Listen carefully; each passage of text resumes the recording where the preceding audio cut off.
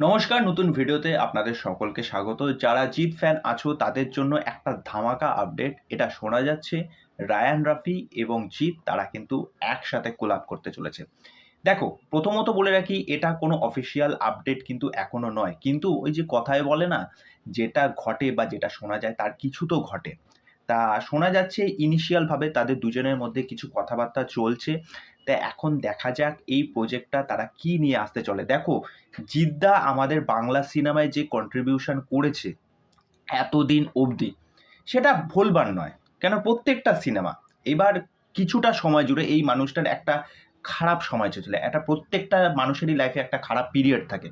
কিন্তু তার মানে এই না যে মানুষটার কেরিয়ার শেষ হয়ে গেছে। দেখো, জিদ্দার যেভাবে 'চেঙ্গিজ' যেরকম প্যান ইন্ডিয়া রিলিজ করেছিল, যেরকমভাবে ভালোবাসা পেয়েছিল, 'বুমেরাং' নিয়ে কিন্তু একটা ডাউট ছিল যে এই কাজটা কি মানুষ দেখতে যাবে? কিন্তু বিশ্বাস করো, তোমরা সকলেই দেখেছো 'বুমেরাং' কি পরিমাণ মানুষ ভালোবাসা দিয়েছে। প্রত্যেকটা হলে ভিজিট করেছে তারাজিৎ রায় এবং রুক্মিণী। একটা জায়গায় গিয়ে পাবলিকের সাথে ইন্টারাকশন করেছে। মানে আমাদের এখানে সঙ্গম বলি, এসবিএফ বলি, নন্দন বলি, যে কটা সিনেমা হল আছে কলকাতায়। তাছাড়া এমনি অনেক সিঙ্গেল স্ক্রিন আছে যেইগুলো কিন্তু ভালো ভিড় হচ্ছে। যতক্ষণ না কালকি আসছে তার আগেও এর মধ্যেও কিছু, কিছু শো সংখ্যা ছিল যেগুলো কিন্তু অলমোস্ট ফুল ছিল।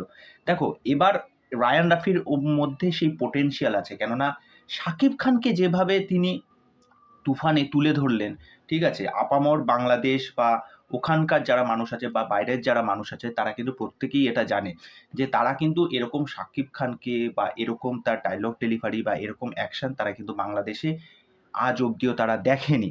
এটা আমি জোর গলায় বলতে পারি এবং অনেকেই এতে সহমত প্রকাশ করবে আশা করি। তা যখন রায়ান রাফি এবং জিৎ যখন আসবে, তাদের এই কোলাপটা যখন আসবে, এবং আমি আমার প্রিভিয়াস ভিডিওতেও বলেছিলাম যে তখন এটা শোনা যাচ্ছিল যে রাজ চক্রবর্তীর সাথে হয়তো শাকিব খানের কিছু একটা কাজ আসতে চলেছে। দেখো, ওটারও কিন্তু এখনো কোনো অফিসিয়াল নেই। হতেও তো পারে। ঠিক আছে? আর যদি হয় তাতে অসুবিধা কোথায়? কেননা বাংলাদেশের এরকম প্রচুর দর্শক আছে বা আমাদের এখানে প্রচুর দর্শক যারা জিতদের তো পাগলের মতো ফ্যান। এবং ওখানকারও কিছু, কিছু ফ্যান আছে যারা বলে তারা ছোটবেলা থেকে দেব, জিৎ এদের সিনেমা দেখেছে। তাদের সাথী সিনেমা এখনো তাদের মনে পড়ে। তা বিষয়টা হচ্ছে এই।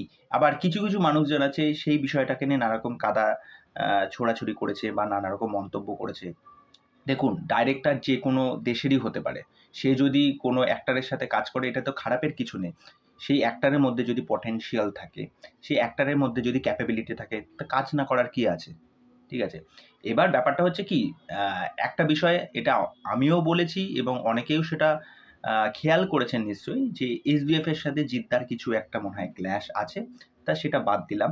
যদি একটা বড় প্রোডাকশন হাউস, সেটা আমাদের বাংলার বলো বা বাংলাদেশের চরকি বলো, তারা যদি এই কাজটার সাথে যেটা আসার সম্ভাবনা রয়েছে, যদি এটার সাথে যদি কোল্যাব করে, তাহলে তো একদম মানে মাখনের মতো বিষয়টা হয়ে যাবে। এবং এই কাজটা যদি সত্যি হয়, তাহলে যারা জনগণ আছে, সেটা ওপার বলি বা আমাদের এপার বলি, তারা তো এই কাজটা দেখার জন্য মানে দারুণভাবে মুখিয়ে থাকবে। তা আমার মনে হলো এই নিউজটা পাওয়ার পর অবশ্যই তোমাদের সাথে শেয়ার করার দরকার। কেন, জিৎ ফ্যান ফলোইং কিন্তু প্রচণ্ড। শাকিব খানও যেরকম প্রচণ্ড আছে, জিৎ ফ্যান ফলোইং কিন্তু প্রচণ্ড আছে।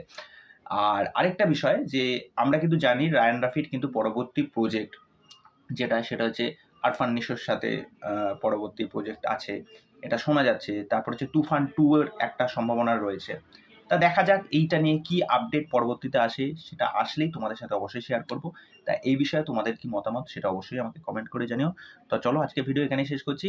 আর শেষমেশ আরেকটা কথা বলে যাচ্ছি যে আমার মা অ্যাক্সিডেন্ট হয়েছে।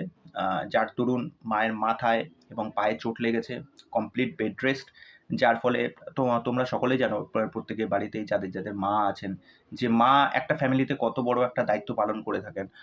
তা মায়ের কোনো কিছু হয়ে গেলে মানসিকভাবে একটা টেনশন, একটা চিন্তা কাজ করে থাকে প্রত্যেকটা বাড়ির সদস্য যারা আছে।